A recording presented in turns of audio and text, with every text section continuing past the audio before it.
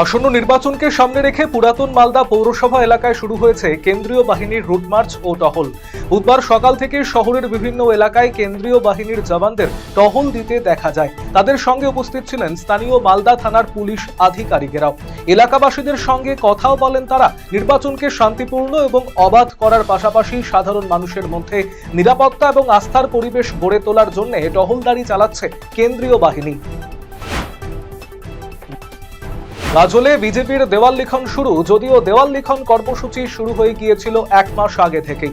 প্রার্থী ঘোষণা হয়নি বলে প্রার্থীর নাম ফাঁকা ছিল। প্রার্থী তালিকা ঘোষণা হতেই নিজে হাতে দেওয়াল লিখনের কাজ শুরু করলেন বিজেপির প্রার্থী চিন্ময় দেববর্মন। সঙ্গে ছিলেন বিজেপির সংগঠনের কর্মী এবং শাখা সংগঠনের কর্মীরা। কোচবিহার উত্তর বিধানসভা কেন্দ্রে প্রার্থী সুকুমার রায় বুধবার কোচবিহারের উত্তর বিধানসভা কেন্দ্রের বানেশ্বরের শিব মন্দিরে পুজো দিয়ে নিজের প্রচার শুরু করলেন। 2021-এর নির্বাচনেও তিনি বানেশ্বরের এই শিব মন্দিরে পুজো দিয়ে প্রচার শুরু করেছিলেন। রাজ্যে নির্বাচনের দিন ঘোষণা হয়েছে আগেই সেই মতো বিভিন্ন দল নিজেদের মতো প্রার্থী তালিকা ঘোষণা করেছে। প্রশাসনিক মহলে হয়েছে বেশ কিছু রদবদলও। এবারও সেই তালিকায় যুক্ত হলো রাজ্যের ডিআইজি।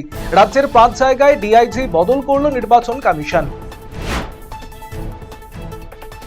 এক সময়কার দাপুটে নেতা ছিলেন বাম সরকারের গুরুত্বপূর্ণ মন্ত্রী।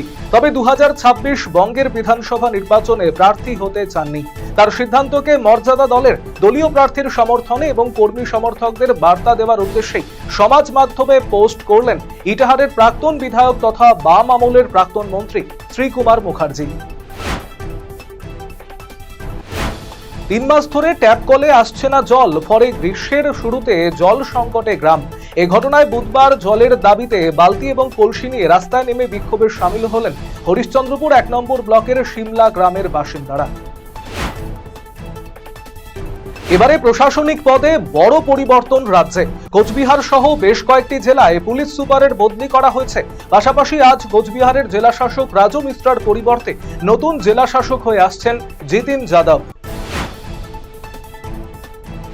পার্থপ্রতিম রায়কে কোচবিহার উত্তর বিধানসভা কেন্দ্রে তৃণমূলের প্রার্থী হিসেবে ঘোষণা করার পর কোচবিহারের ঐতিহ্যবাহী মদনমোহন মন্দিরে পুজো দিলেন তিনি।